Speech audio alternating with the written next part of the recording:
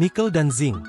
Dalam dunia metalurgi dan biologi, dua logam transisi ini memegang peranan krusial. Seng, Zn, dan nikel, Ni. Seng, dengan kilau kebiruan putihnya, dikenal sebagai pelindung ulung, di mana penggunaannya dalam proses galvanisasi memberikan perisai anti karat yang tak tertandingi bagi besi dan baja, serta menjadi unsur esensial yang vital untuk fungsi kekebalan tubuh dan enzim.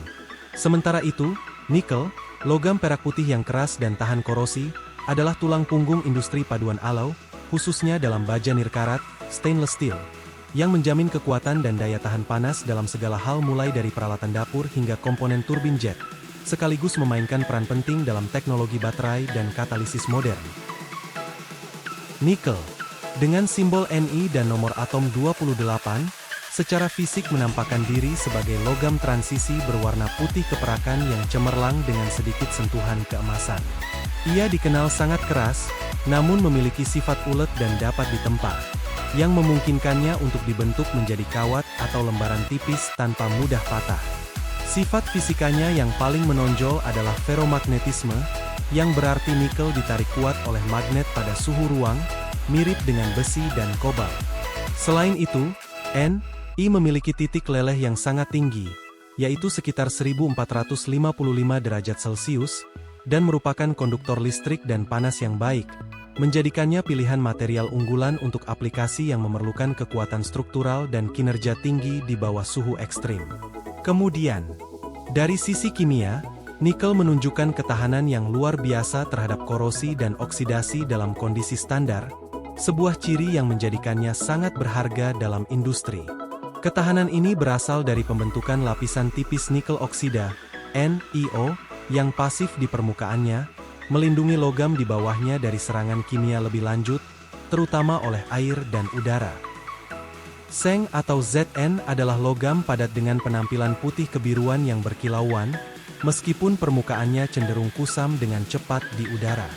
Secara struktural, logam ini memiliki struktur kristal heksagonal dan dikenal memiliki titik lebur yang relatif rendah untuk sebuah logam, yaitu sekitar 419 derajat Celcius. Pada suhu ruangan, seng bersifat keras dan rapuh, membuatnya mudah pecah. Namun ia menunjukkan plastisitas atau kemampuan tempa yang baik ketika dipanaskan antara 100 hingga 150 derajat Celcius, memungkinkan pembentukan lembaran. Selain itu, seng juga merupakan konduktor listrik dan panas yang cukup baik dan bersifat diamagnetik, yang berarti ia tidak ditarik oleh medan magnet. Dalam hal reaktivitas kimia, seng diklasifikasikan sebagai logam yang cukup reaktif dan bertindak sebagai zat pereduksi kuat. Di udara, seng mudah teroksidasi, namun alih-alih berkarat seperti besi, ia segera membentuk lapisan pelindung seng oksida, ZnO, atau seng karbonat yang kusam di permukaannya, yang secara efektif mencegah korosi lebih lanjut, prinsip dasar yang digunakan dalam proses galvanisasi untuk melindungi baja.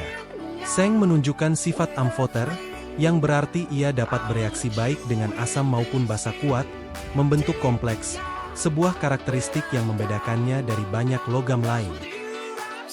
Nikel, Ni, dan seng, Zn, adalah dua logam transisi yang memainkan peran krusial namun kontras dalam industri modern. Nikel adalah lambang kekuatan ekstrim dan ketahanan suhu tinggi, dengan titik lebur 1455 derajat Celcius dan sifat feromagnetik yang membuatnya penting dalam paduan super untuk turbin jet dan baja nirkarat, di mana ia memberikan ketangguhan struktural dan stabilitas termal. Sebaliknya, seng bertindak sebagai pelindung ulung bagi logam lain, dengan titik lebur yang jauh lebih rendah sekitar 415 derajat Celcius, ia mudah diaplikasikan dalam proses galvanisasi, memanfaatkan reaktivitasnya yang lebih tinggi untuk mengorbankan diri sendiri sebagai anoda kurban demi melindungi besi dan baja di bawahnya dari karat, memastikan daya tahan material di lingkungan yang korosif. Demikian penjelasan singkat mengenai dua unsur kimia yang sangat penting dalam kehidupan sehari-hari, maupun untuk perkembangan dunia industri. Mohon maaf jika ada salah kata. Terima kasih sudah menonton. Sampai jumpa di video selanjutnya.